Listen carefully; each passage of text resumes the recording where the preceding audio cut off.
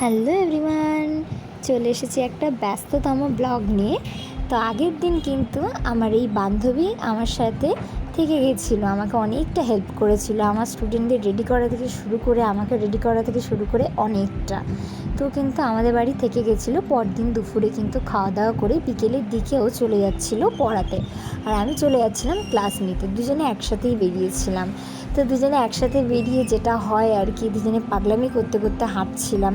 আর সেই দিন পড়েছিল প্রচণ্ড রকম বৃষ্টি, আর রাস্তায় ছিল জলকাদা ভর্তি। আর আমাদের এইখানে দেখো দুর্গাপুজোর প্যান্ডেলটাও কিন্তু রেডি হয়ে যাচ্ছে। তারপর কিন্তু আমি চলে যাচ্ছিলাম, আর ও কিন্তু ওর গন্তব্যে পৌঁছে গেছিলো আর চলে যাচ্ছিলো আমাকে টাটা করে।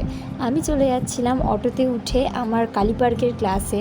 আগের দিন প্রচুর ক্লান্তির মধ্যে দিয়ে আজকে আমি ক্লাসে যাচ্ছি। প্রচণ্ড উইক লাগছিল শরীর, যেহেতু রাতে ঠিকমতো ঘুম হয়নি।